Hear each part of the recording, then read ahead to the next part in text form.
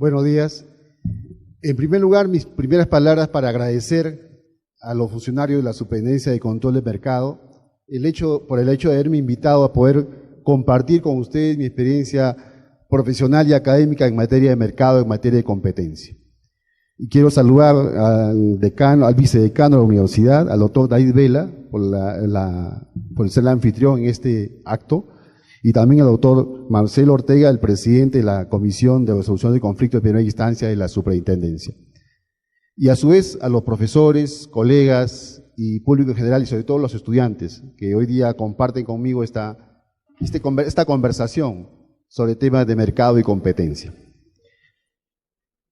Les empezaré diciendo que me siento muy a gusto de compartir en esta universidad. Yo he visitado antes otras universidades, nunca había estado en esta universidad que es la más antigua de Ecuador, según me comentan, y además me siento como en casa porque siempre he tenido muy buenas relaciones con Ecuador. Yo nací en Piura está al norte del Perú, la frontera con Ecuador, y ahí siempre hemos escuchado la radio Pichincha, por ejemplo, que tiene mucho alcance, hasta Piura, y siempre he viajado y conozco el sur de Ecuador, en este caso Machala, Macará, Huaquilla, siempre he estado vinculado a este hermano país, de manera que me siento como en casa.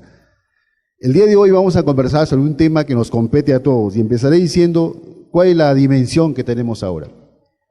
La dimensión del consumo es la más importante del hombre. O sea, el hombre es en esencia consumidor, es en esencia sujeto a necesidades. Y la persona, empezaré por el tema de la esencia misma del ser humano. O sea, el ser humano es en esencia sujeto a necesidades desde que nace, e incluso antes de nacer, con la única diferencia que satisface las necesidades a través de la madre. Pero en la esencia es en sí mismo un sujeto necesitado. Entonces el ser humano acude al mercado y acude a satisfacer sus necesidades. Y en ese tránsito al mercado adquiere varios derechos como el derecho a la información, a la idoneidad, a la protección de sus intereses económicos, a la seguridad, a la salud. Y una vez que esté en el mercado, tiene que ser necesariamente protegido por el Estado. Y el consumidor está frente a un mercado, que es un mercado en competencia, que tiene que ser supervisado por una agencia de competencia, y un mercado monopólico o de tendencia monopólica natural, que es el mercado de los servicios públicos. El ser humano acude a esos dos mercados. En el primer caso, el mercado supervisado por la agencia de competencia. En el caso del Perú es Indecopi y en el caso de Ecuador es la superintendencia. Y en los mercados regulados, que son los mercados donde no hay más operadores porque son mercados de tendencia monopólica natural, ahí en ese caso están los organismos reguladores, que en el caso del Perú son 4 y en el caso de Ecuador entiendo que hay una comisión regulatoria. ¿Y qué ha pasado con el mercado en los últimos años? El mercado ha crecido. Hay una tendencia creciente en los mercados. Y ese crecimiento del mercado implica una nueva configuración de las relaciones que tienen que hacer con el derecho. Primero la autoridad por un lado, los consumidores y los proveedores. Es una relación biunívoca en esos tres actores del mercado. Y si lo queremos ver de otra manera, tenemos el Estado, que es el sector público, la superintendencia en este caso en Ecuador, los ciudadanos, consumidores organizados a través de asociaciones o de manera individual, y el mercado, que es el sector privado. Esa es la configuración, esa es la cosmovisión que tienen que tenerse los mercados. El Estado por un lado, los operadores de mercado que son los privados y por otro lado los ciudadanos consumidores que somos los que damos vida al mercado, como decía Kennedy. Y en este modelo de economía de mercado, ¿qué cosa hay? Hay libre competencia. Hay protección al consumidor. Hay competencia desleal, propiedad intelectual y infraestructura de la calidad. Esos componentes que tienen que ver con la economía de mercado dan lugar a lo que se conoce como un derecho ordenador del mercado, que son el conjunto de disciplinas que de una u otra manera tienen que ver con la esencia misma de lo que es el mercado. El mercado es una relación biunívoca entre quienes compran y quienes venden, proveedores y consumidores. ¿Y qué ha pasado con el mercado? Estamos en un nuevo escenario de mercado. Vemos en el Perú hay un nuevo escenario de mercado, hay un mercado creciente, un mercado que está cada vez más pujante porque hay nuevos operadores que ingresan, otros que salen. Entonces hay competencia, hay consumo, hay publicidad, y ante esa situación se generan conflictos también, que generan conflictos propios del mercado que tienen que ser supervisados y, digamos, tienen que ser sancionados en el caso que hayan comportamientos anticompetitivos. Y en ese escenario del mercado, ¿qué hay que hacer para que ese consumidor esté adecuadamente protegido? ¿Qué se necesita? Un enfoque sistémico. Y un enfoque sistémico implica 3 elementos. Y aquí quisiera que pongan atención, porque eso tiene que ver con el modelo, sobre la base del cual se establecen las políticas de un país en materia de mercado. Si queremos crecimiento económico, si queremos desarrollo, tenemos que tener un enfoque sistémico para eso. Primero, política pública, que es la cosmovisión política que un Estado tiene respecto del mercado, respecto del crecimiento, respecto de la economía. ¿Cuál es esa cosmovisión? ¿Cuál es la línea de acción política? ¿Cuál es esa cosmovisión que un Estado tiene respecto del mercado? Segundo, la normatividad, que esa normatividad va de la mano con esa cosmovisión política. Y tercero, la institucionalidad. ¿Cuál es la institución que tiene que ver con el tema del mercado? Política pública, normatividad e institucionalidad. Ese es el enfoque sistémico.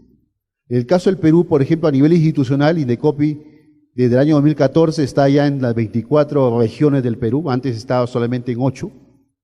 Esa estructura orgánica del Indecopi, que es que supervisa el mercado del Perú, tiene 4 salas: sala de propiedad intelectual, sala de competencia, sala de protección del consumidor y la sala concursal, que es la que ve los temas de concursos en el caso de empresas que están en quiebra,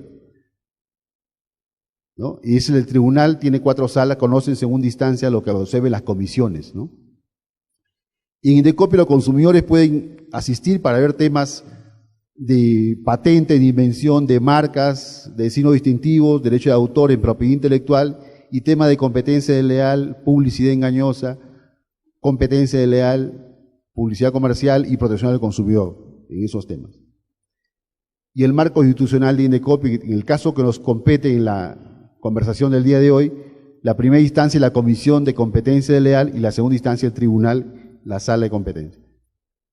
Y la política pública, ¿qué es una política pública? Es una línea de acción política, es una cosmovisión política de un Estado respecto del mercado. Y la política pública sirve para lograr el mantenimiento o el sostenimiento del mercado. En el Perú tenemos ya varias políticas públicas, hay un acuerdo de 31 políticas públicas en todos los sectores. Se llama Acuerdo Nacional. Y por otro lado, la normatividad. La normatividad tiene que ser adecuada, coherente, en materia de competencia, publicidad, consumidor. La legislación tiene que tener 3 elementos: suficiencia conceptual, teórica, doctrinaria, precisión normativa y coherencia sistémica, ¿no? Coherencia con el mercado. Y la legislación de mercado, de la que ha hablado ya el doctor Ortega hace unos minutos, la ley de control del poder de mercado, y algunos artículos que ha leído, esos artículos siempre hay que analizarlos en contexto con otras normas que están vinculadas a los temas de mercado, como la ley de salud, de educación, de seguros, el código sanitario, la ley de economía familiar, rotulado de producto, transporte, etc. Y supongo otro bosque normativo de leyes que hay que leerlas conjuntamente con los temas vinculados a los temas de mercado y competencia. ¿Y cuáles son los aspectos publicitarios en materia de protección del consumidor que hoy día conversamos? ¿Qué ven ustedes ahí? ¿Qué tienen en común estas imágenes? Hay publicidad. Ogilvy, un famoso director de una agencia de publicidad más grande del mundo, Ogilvy, decía que el mundo está hecho de 3 cosas: agua, oxígeno y publicidad. Porque te los encuentras donde quiera que vayas. ¿Y qué hay en la publicidad? Hay productos, marcas, colores, reconocimiento, venta, información. ¿Qué se trasunta en la publicidad? ¿Qué es un acto publicitario? ¿Qué es la publicidad? ¿Es una forma de comunicación? Pero la pregunta es, ¿cualquier forma de comunicación es publicidad? ¿Los mensajes políticos son comunicación? ¿Los mensajes del presidente son comunicación? ¿Es publicidad? Y hay que ver, es una forma de comunicación hecha por una persona natural o jurídica, el ejercicio de una actividad comercial, industrial o artesanal. Ese es el componente. Que sea el ejercicio de una actividad comercial para que se considere publicidad. ¿Y qué fin tiene la publicidad? La finalidad es promover contratación. Nadie hace publicidad por publicidad. O sea, la publicidad no se hace solamente para informar. Hay un objetivo que es vender. Vender a través de la imagen, vender a través del mensaje, vender a través de la comunicación. En este caso, por ejemplo, bienes o servicios. Ese es el objetivo del acto publicitario. Y la publicidad contiene un mensaje que se llama mensaje residual. Si ese mensaje residual es bueno, yo termino comprando el producto. Aunque no tenga dinero, si a mí me gusta la publicidad de zapatillas Nike, hoy día no me las compro, pero me ha gustado, en diciembre me la voy a comprar. Porque la publicidad no se trata que inmediatecen la compra, se trata de ganar en la cabeza de la gente, se trata de persuadir, ¿no? Ahí tienen ustedes el proceso de la comunicación en materia publicitaria, ¿no? Empezando por su lado derecho, el mensaje. Los creativos publicitarios elaboran un mensaje. Ese mensaje, el mensaje deseado, lo transmiten, lo codifica el mensaje y lo transmiten a través de un canal del mensaje. Pues en este caso serían los medios de comunicación social. Y ese canal del mensaje, ¿no?, va al público, que el público decodifica el mensaje, entiende el mensaje, y el mensaje es recibido por la persona, y al recibirlo da una respuesta, que es la compra, y luego se retroalimenta. Entonces los creativos crean lo que se llama un spot publicitario o un producto publicitario, lo dirigen al mercado, lo dirigen a los consumidores lo captan, lo decodifican, lo reciben y responden con un acto de compra. Es por eso que hay que cuidar que ese mensaje sea un mensaje que no sea un mensaje engañoso, que no sea un mensaje encubierto, ¿no? Y la publicidad tiene un mecanismo de información, de persuasión, de competencia. ¿Y cuál es la estrategia del marketing de las empresas frente a los consumidores y a la competencia? La empresa tiene una identificación, ¿no? Una identificación que permite a un proveedor distinguir su oferta. Estoy seguro que ustedes acá tienen varios proveedores y un proveedor vende un producto, puede ser el mismo que otro, pero ambos tienen una diferencia. Cada proveedor elabora su propia propuesta ofertable de negocio. Entonces, y ese proveedor crea una imagen comercial. Y esa imagen comercial es lo que cuida a una empresa. Entonces, esa construcción de esa imagen comercial se encuentra en el plano de la comunicación. Entonces, la imagen comercial de una empresa está vinculada a los productos y servicios que vende. A partir de ese razonamiento podemos enfocar el análisis de las políticas empresariales. Una empresa comunica su política empresarial a través de los productos y servicios que vende. ¿Y qué es la publicidad comercial? La publicidad comercial está dirigida a presentar tu imagen. Este es un caso que les quiero comentarle bien interesante de la publicidad. Es un tipo de enchufe de una marca. Y ella es una cartilla que sacó la empresa Electrolima, que es la empresa de servicio de luz eléctrica. Es una cartilla de seguridad. Y ahí esa cartilla sacó este enchufe que se estaba quemando. Y la empresa dijo, ¿por qué sacas ese enchufe que se quema? Me estás denigrando. Dijo, pero yo no vendo enchufes, yo no te hago competencia leal, es una cartilla informativa. Es una cartilla ciudadana como esta que me acaban de entregar ahorita a la entrada. Es una cartilla ciudadana. Es una cartilla para entregar a las personas que pagan la luz para que eviten riesgos para cortocircuito. Pero aparecía ese enchufe, y dijo, como es el enchufe más popular en el Perú, pero aparecía incendiándose. Eso atenta contra la imagen comercial de esa empresa. A pesar de que no era una publicidad comercial, porque esta empresa no estaba vendiendo esos enchufes, ¿no? ¿Y cuál es el primer principio de la legalidad? Cuando la empresa elabora el producto publicitario, elabora el comercial, como llaman ustedes, hay principio. El primer principio, legalidad. Tiene que respetarse la ley, ¿no? debe atender las normas sobre la materia. Segundo principio, la veracidad. O sea, lo que dice en publicidad tiene que ser veraz, no puede engañarse. Y eso, cuando se viola ese principio, da lugar a lo que se conoce como publicidad engañosa. Tiene que ser veraz la publicidad. Ahí tienen, por ejemplo, una universidad que abajo decía, en la ella tiene una academia de preparación, dice, el 60% ingresa directamente. Se probó que no era así. Te matriculaba, gastabas tu dinero, pero no, el 60% no ingresaba directamente, ya es que era un examen. Pero ya ese es un gancho publicitario. Se sancionó porque hay una publicidad engañosa. Pasajes a Europa, $299. Cualquiera compra pasaje, 3 pasajes, 4 pasajes. Pero tenía una serie de restricciones. Prácticamente tenías que viajar con lo que tienes puesto, nada más. En cuanto a equipajes. Y una serie de restricciones en horarios, en acceso, en cupos, límites, ¿no? Y eso no se informaba. Esta es una publicidad de un señor que dice, la diabetes se cura. Y la diabetes no se cura. Y se tomaba fotos con personajes públicos. El personaje que está con lentes es un personaje artístico. O sea, iba a los shows, abrazaba a los artistas que sabía que tenían diabetes, se tomaba una foto con ellos y luego publicaba un aviso, dando a entender que se había curado la diabetes. Imagínense ustedes, acá un señor que hace esa publicidad, se toma foto con jugadores de fútbol, artistas, un personaje de la televisión, que sabe que tienen diabetes, y luego publica el aviso. Es una publicidad engañosa, porque estás engañando el mensaje publicitario. Luego, el principio de autenticidad. El principio de autenticidad implica que el comercial tiene que ser visto como tal, como comercial, porque eso crea lo que se llama un enmascaramiento publicitario. Ahí tienen, por ejemplo, aparentemente es una noticia de un periódico. Habla que descubre que fibra elimina las grasas y azúcares de alimentos. Eso aparece una noticia de un periódico.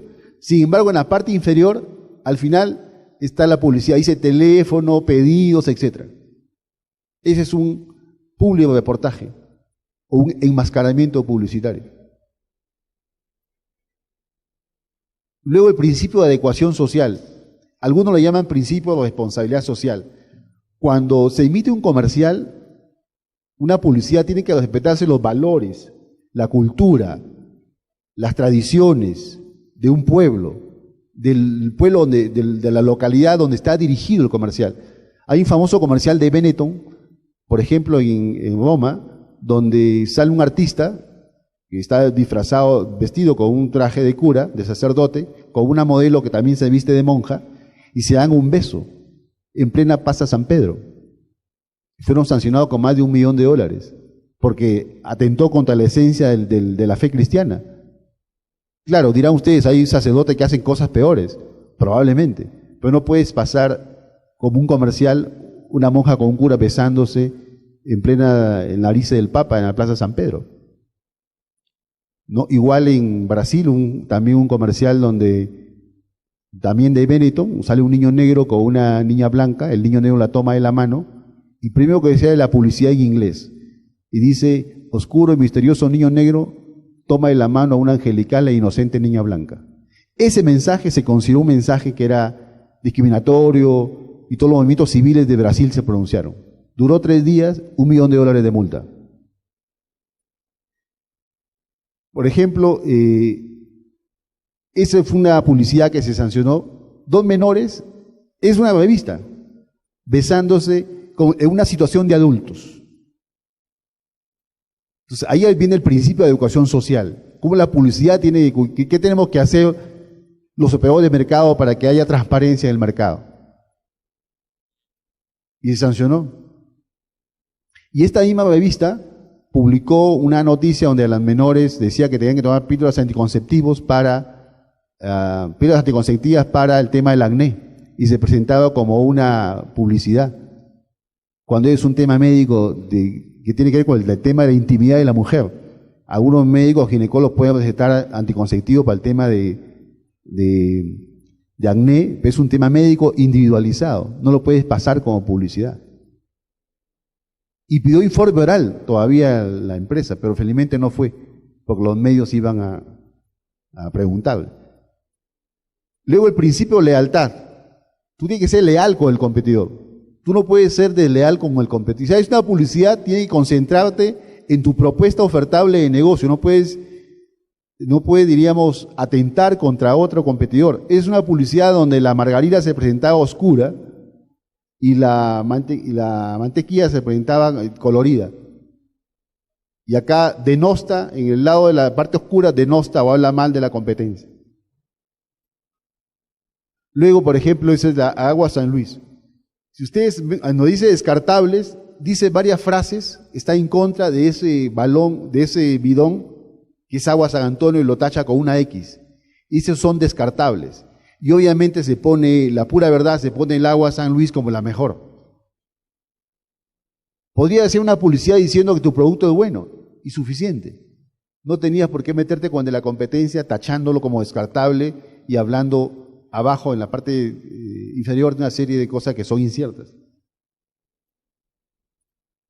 Principio de publicidad desleal: todo acto contrario a la buena fe mercantil, al normal desenvolvimiento de las actividades económicas y a las normas que regulan la actividad económica. Ese, por ejemplo, publicidad engañosa. Así se oferta la hamburguesa y así se vende. Es lo que se ve en publicidad y lo que realmente te dan como una publicidad engañosa. Y eso sale en encartes publicitarios, ¿no? Igual, ¿no?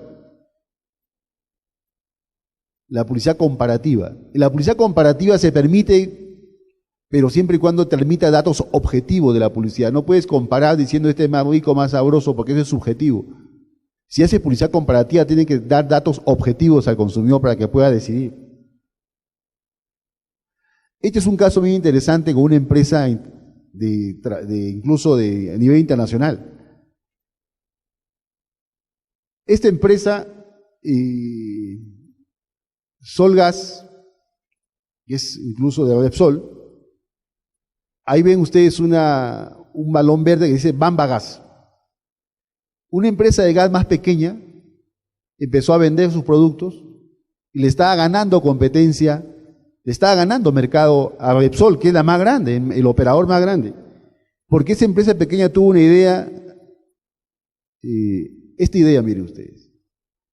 Ven al lado derecho suyo, ahí es donde dice gas, empezó a vender un balón de gas con una bolsa de arroz pegada y un tupper. Y las madres por una bolsa de arroz y un tupper matan. Yo recuerdo que mi madre en el colegio podía perder la chompa del colegio, pero no podía perder el tupper, ¿no? Y así son las madres de familia, por un tupper, una loncherita. Mire, es un detalle bien interesante porque frente a un grande como Solgas de Repsol, entra un competidor pequeño y hace una cosa muy, digamos, muy artesanal: pegar una bolsa de arroz y un tupper. Da esos regalitos. Y eso fue un furor y empezó a ganar mercado, quitándole el mercado a Solgas. ¿Y Solgas qué hizo? Sacó este encarte: que los regalitos no reemplacen tu seguridad. Pero a la gente no le interesa, la gente compraba por el regalito. Y luego sacó otra diciendo Bamba Gas. ¿Y por qué Bamba Gas? Porque el otro balón era de color verde. Y se sancionó. Porque tú tenías que haber respondido frente a tu competidor de manera más inteligente. Si el otro te estaba dando una bolsa de arroz y un tupper, bueno, tú dabas una tina, una fuente, un balde, algo.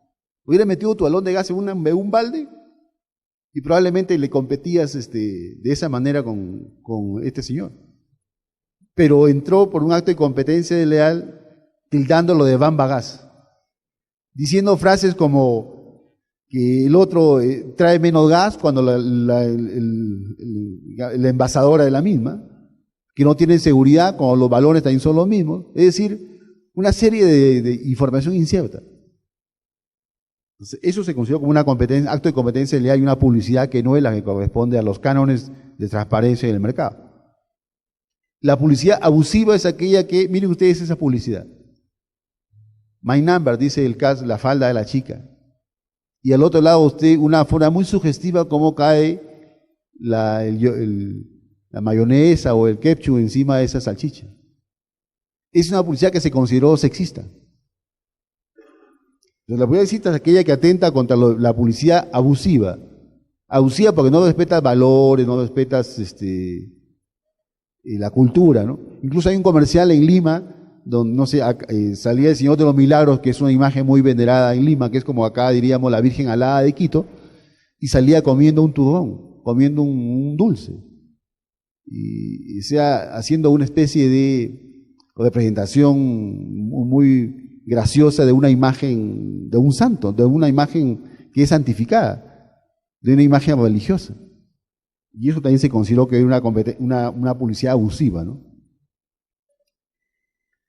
Acá hay un caso, por ejemplo, la Universidad de Piura y la Universidad de Chiclayo, que son dos competidoras, son dos localidades cercanas a Ecuador. Incluso hay varios estudiantes ecuatorianos ahí. La Universidad de Chiclayo compite lealmente y dice que es la más barata de la región y que la otra es la más cara, y publica las pensiones que cobraban. Pero publicó las pensiones más altas. No publicó las pensiones más bajas, porque la Universidad de Piura tiene pensiones escalonadas. Los que tienen más plata pagan más, los que tienen menos pagan menos. Pero tomó el tramo más alto y lo publicó, dijo que era la más cara. Y la Universidad de Piura, que lo pude, le dio batalla legal como una publicidad comparativa, y obviamente fue sancionada la Universidad de Chiclayo por un acto de competencia desleal en la modalidad de publicidad comparativa, pero denigratoria. Está denigrando a tu competidor, ¿no? Este es un caso de oficio de Indecopi contra América Móvil, que es claro, porque hizo una publicidad del prepago, el plan de prepago para los teléfonos, y se decía que podías hablar gratis para toda la vida con 2 Claro móviles. Tú tenías un Claro y te podías comunicar con otro Claro gratis toda la vida. Entonces el mensaje no fue muy claro, no de la información, y decía llama gratis pero sin embargo cuando comprabas, llamaba gratis por los primeros 3 minutos, luego te cobraban 0.35 por cada minuto adicional. Y obviamente se consideró que había un acto de engaño, que era una forma de publicidad engañosa, y se sancionó con $592,000. Y más 287,000 como una medida adicional que se le impuso, ¿no? UIT, pero la UIT más o menos $1,000 al cambio en el país, ¿no? Luego también el super prepago, también de Claro, que fue sancionado, ¿no? Y ahí tengo una frase del mensaje publicitario, ¿no? Dice, en cualquiera de aquellas modalidades de carácter complejo que se caracteriza por su mala noticia, dato o hecho difundido y su contexto, ¿no? La información. ¿Qué valoración hace la gente del mensaje? Le decía al comenzar la ponencia que la publicidad te deja un mensaje. Se llama mensaje residual, que es lo que tú recibes, lo que queda después de haber visto un comercial, después de haber visto una publicidad. Si ese mensaje residual es positivo, la publicidad es lícita. Si ese mensaje residual es negativo, la publicidad obviamente es ilícita, ¿no?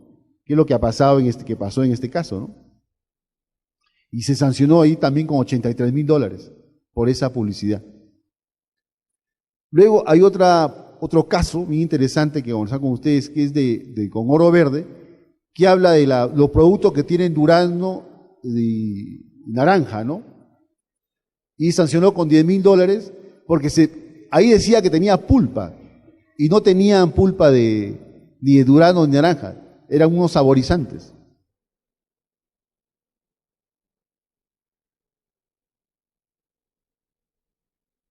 Y este otro caso de un acto de engaño, que es una publicidad engañosa,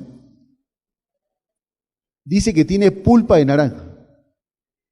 Y no tiene pulpa de naranja, ese es un refresco.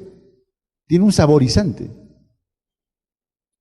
Y se consideró que porque está dando un mensaje engañoso al consumidor. Y se consideró que es un acto de engaño. Luego está este producto que se dice que es digestivo. Pero ahí en esa parte que está encerrada en ese cuadrito rojo, dice que no tiene efectos digestivos, pero lo vendes como un digestivo. Pero como nadie lee la letra chiquita, igual salieron unos chocolates que eran diarreicos. Entonces mucha gente en el cine iba a comprar chocolates en pareja y a los 10 minutos salía, ya saben dónde. Venía en inglés. Habían traducido todo lo que contenía el chocolate menos esa parte. Salvo que tú supieras inglés, podías interpretar, pero que no sabía con las justas, a veces hablan español, menos inglés, no leían. Y fueron sancionados también por ello. Igual acá también una publicidad comparativa que fue considerada. Es un caso bien interesante, las llamadas pelotas Jabulani. Ustedes saben que el Perú, yo lo he conocido en el tema del voleibol, hace muchos años cuando el Perú estaba en la cúspide del voleibol, se anunciaron estas pelotas. Ahí ustedes ven las pelotas de voleibol, y la pelota de voleibol generalmente es blanca, a un precio, y a 59. Pero cuando fueron a comprar, realmente estaban a 79. O sea, el gancho publicitario y eran de color negro, no eran blancas. Entonces toda la gente, como estaba la fiebre del voleibol, iba a comprar las pelotas que supuestamente eran blancas, pero eran negras, y que estaban 59 soles, cuando realmente estaban a 79, casi 20 soles más. Luego el caso de los chocolates Sublime, también se hizo una publicidad donde se decía que tenía cierto contenido y no lo tenía. Se sancionó con $434,000. Y los helados de Azol, es un caso bien interesante, porque se anunció, Donofrio, que todos los helados un día determinado iban a costar $1. La gente se agolpó a comprar helados, los que estaban a 5 soles o de 4 soles iban a estar a $1, y no habían. Solamente tenían helados que normalmente cuestan $1. Y no tenían más helados de ningún precio. Esa multa fue también por 400 UITs a la misma empresa, en menos de 2 años. O sea, en menos de 2 años la empresa fue sancionada con $800,000 por el tema de publicidad engañosa. El tema de las margarinas también se presentaba la margarina con una serie de propiedades que no las tenía. Y el puré de papa de caldo Nor es un caso bien interesante, que el puré de Nor se vendía un puré de papa y no se ponía que tenía cúrcuma, que es un pigmentante natural. Pero en otros países la misma empresa, como en Chile, sí lo anunciaba el pigmentante natural. ¿Por qué en Perú no se anunciaba y por qué en Chile sí? O sea, siendo la misma empresa, el mismo producto y el mismo empaque, el mismo sobre. Y también obviamente fue sancionado.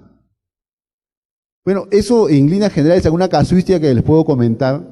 Y ya entiendo que ya estoy con el tiempo. Simplemente quiero terminar con diciéndoles que el buen gobierno, esto tiene que ver con el buen gobierno cooperativo de las empresas. Las empresas tienen que tener práctica de responsabilidad social empresarial para hacer su publicidad y tienen que tener, estas son las 4 categorías de la OCDE que habla del trato justo, hacer las cosas bien, informar adecuadamente y la responsabilidad. 4 variables que se llaman de alineamiento empresarial que la OECD ha establecido para los operadores.